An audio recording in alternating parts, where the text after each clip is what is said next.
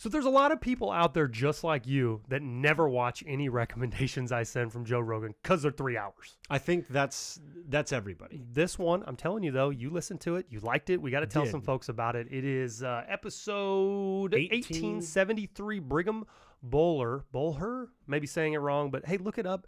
This thing is worth a listen. The thing that I was shocked about is he was an insider. He was a guy that did insurance stuff. Like he started off as a sales rep. Yeah. And then he moved on into doing like medical devices. And then he moved on to doing all these different things, all the time interacting with like the medical care system and also insurance companies and also big pharma. Kind of sort of gets the process of beginning to end, why a doctor recommends the things they're recommending, all the shenanigans involved. But what's super interesting is kind of, you got to remember that the guy is a salesman. You know, right. He now sells testosterone and therapies of stem cells and things to help he would shoulders claim, regrow. He would claim it's not stem cells. Oh, it's a different process. It's not stem cell, but it's the same kind of idea. He's like preventing that letter in the mail, from the interview. I don't need the hate mail from this one, but it is. So the thing I liked about it, and I don't normally listen to him like you said. The thing I liked about it is he's a bit of an insider. I always had to keep my thinking cap going, like, nah, this guy's still trying to sell me something. Because he is. Right, he's a salesman.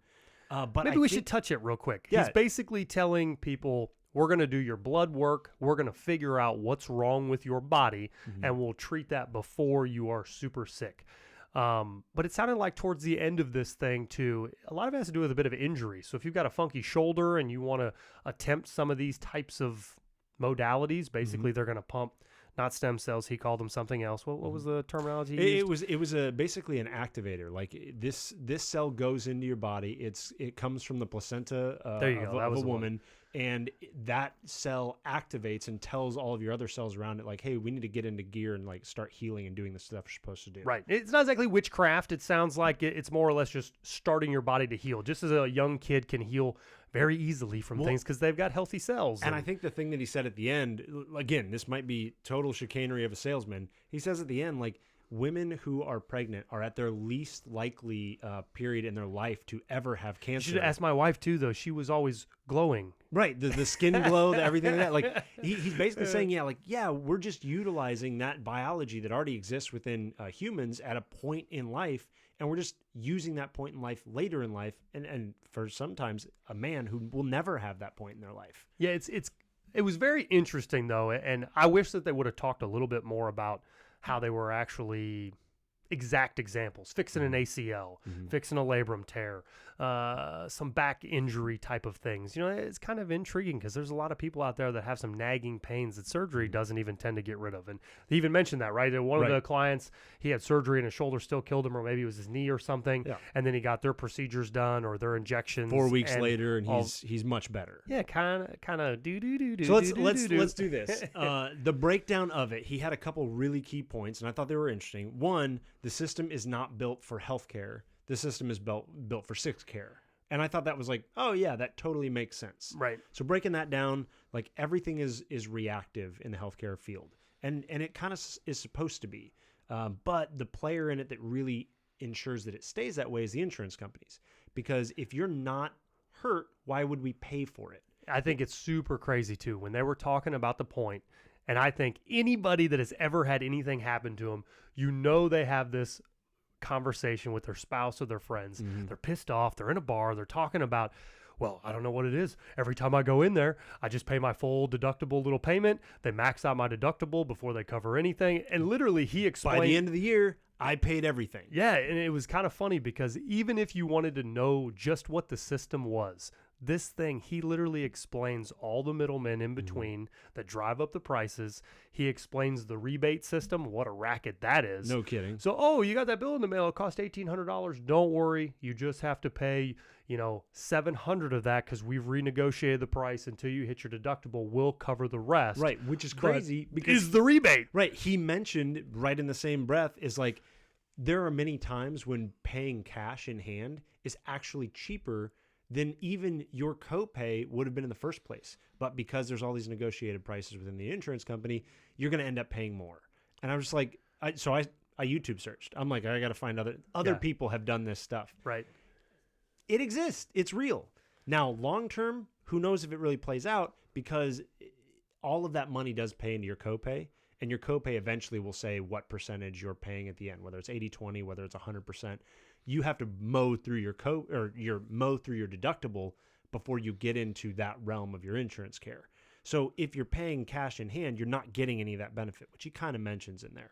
Yeah, there's that little break-even point, right? You've got the guy that kind of sort of doesn't get real sick, and then they get every dime out of you. Right. And if you get real sick, you would have wished you would have paid your deductible. Exactly. You really wish that your deductible was empty now, so that now that I've got the stomach ulcer that I didn't realize that I had, that I really need surgery for, or something like that. Well, now I'm already out of my deductible. I'm ready to go, and it's a much cheaper procedure. Then you've got men out there, 40s, 50s, 60s, that are all looking at this TRT stuff, hormone replacement therapy, and that's one of the big things that he was talking about. He had a situation of a high body fat. He was very unhealthy, couldn't figure out what to do. Well, he they goes even in, said, 100 was his points. I said, I don't know whether you're fat because you have low testosterone, or you have low testosterone because you're fat. But what I do know is that you're fat and you have low testosterone. So let's fix the problem. I thought that was like brilliant. Like, yeah, well said. Now, so we just give somebody testosterone and all of a sudden they get skinny. I mean, that's basically what he was inferring. Well, and the fear was, if you get testosterone, you're going to get cancer, because that was what the studies had said for a long, long time. But it turns out the studies weren't studies. The studies were study. And the number of people in the study weren't people, it was person. Now, real good salesmen, they do their homework. And when you listen to this guy talk, there's not one moment that you think that he might not know what he's talking about. No, he is well studied. He knows how to sell his products. He knows every rigmarole angle to make sure that he sounds 100% legit, and he does it well. Yes. But the one thing I would love to know, is there really only one study? I know.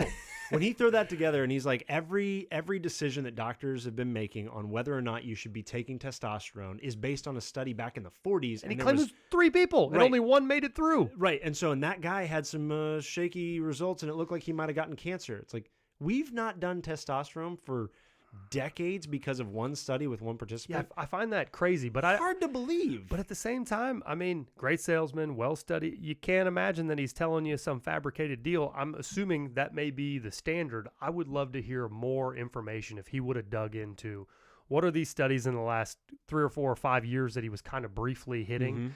He was talking about that there was a neutral effect. It wasn't one way or another. It was the same average, basically, that if you took testosterone and you put them in the optimal levels, you didn't abuse the items, just get it to the edge of what you're supposed to be at. Your body functions better. It stays healthier. And he said, 13% of males without any therapy would get cancer, and 13% of males with therapy got cancer. So it was a non-moving needle. Yeah, I don't know. It makes you think, though, as a man getting older, and you see... I've been around tons of people that have taken steroids, utilized or abused some type of a thing just for performance enhancing. So there's no doubt that you can see that the stuff works. No, that's not in question at all. Now, the question always is it going to kill you? Right. Is it going to give you cancer? Is it going to take away give you a heart attack? Is it going to shrivel up your testicles? Like what's going to happen when I take all this stuff? And your body naturally, in many other instances as well as this, when you start supplementing, your body stops secreting.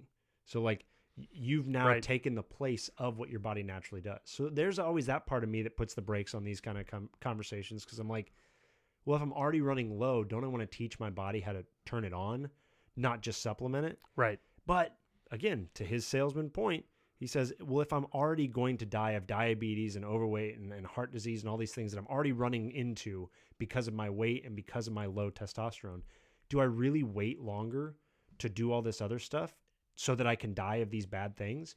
Or do I just fix the problem currently and try and, now that I'm on the balanced end, fix the rest? That's well said. It's kind of one of the, you have to take it forever. That's what you're signing up for. Yeah. We have now ruined your testosterone levels that you currently make whatsoever. We will synthetically do it. And you're signing up for testosterone forever if you want them in those optimal levels. Right. And you're seeing more, just as a similarity, you're seeing more and more situations where we're talking about diabetes and insulin levels, where when you start doing that, going down that path, like you're setting yourself up for some pain. When other people, like, there might be a natural way to go about reinvigorating your insulin, like reducing your insulin resistance so that your insulin is doing the right things already. Right. Man, there's really not enough information yet. And that is the part that always makes me hesitate.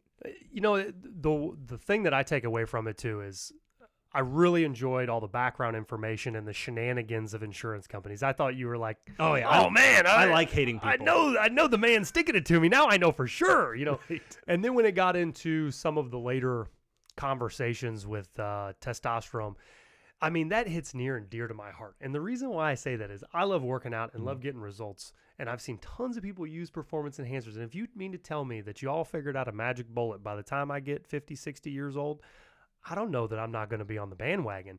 The problem is what magic bullet has ever worked? Have you ever heard of one? They never seem to work more than 3 years. Fish oil? I don't know. I remember watching this commercial in high school. It was coral calcium all over the PBS whatever. You know, I'm flipping through the channels. We only had 6 channels or whatever. Right. And coral calcium is going to make you live forever. That's what they do in these blue zones. And coral calcium. I called Mom and I was pitching it to her. I need coral calcium. We bought it. Nuh-uh. We bought it. I don't remember this at all. Oh yeah, well, you were in college. Okay. We bought it and we were taking coral calcium for like a month, and I'm like, I don't feel any different. You feel any? Then we didn't anymore. So but if you remember, coral calcium currently is nowhere to be found. Exactly. So the That's proof what I in mean. the pudding is it disappeared quickly. And I don't really think that testosterone is just going to disappear. The only thing that bothers me about the situation is what more does a man want than more testosterone to feel more manly? I mean, every man wants to be leaner, be stronger, feel more confident, sleep better. There's not a whole lot of things on the testosterone pros and cons list. And your body already uses it. It's not like you're introducing a non-natural thing to your body. Like this is a thing your body makes. The question is how much? Yeah. And that's really the same question of diabetes. Like you're adding insulin. Well, your body makes insulin. Well, what are you trying to accomplish? Well, I'm trying to overcome a resistance. All right, in this case, what are we trying to accomplish? You're not making as much as you used to when you used to feel good. Well, you're not making as much. Pump it up. Right. Are you not making as much because there's a problem and so you're not? Or are you not making as much because you're older and you don't need it? But everyone that's taking it when they're older heals faster, gets better. Time will tell. Time will tell. The hormone replacement therapy game is through the charts right now, probably more so than it ever has been. And I'm hoping that everybody gets it squared away by the time I'm needing it. Because, I mean, if you tell me I sleep better, can maintain my strength, stay leaner, all by having the things that when I'm younger, an accessible injection, I will inject all day long in my 50s and 60s. Can they put in a pill? It's like 2 times a week, 1 time a week. I think it's 2 times a week, maybe. That's 2 times I got to be afraid to go and get a shot. Just give me a pill. You're not going. You got to do it yourself. No, it'll be fine. You're going to do great. You'll live forever. I'll be 10 years shy of that. Yeah, you won't be sleeping. I'll be like feeling great. You have your best nights. Yeah, I don't know though. We'll have to see. But anyway, you guys go out and have a listen to this podcast. It's pretty good if you are into this kind of stuff. It's kind of cutting edge, I guess maybe you'd say, with a well-spoken salesman. We'll say that much. Yeah, he is a well-spoken salesman.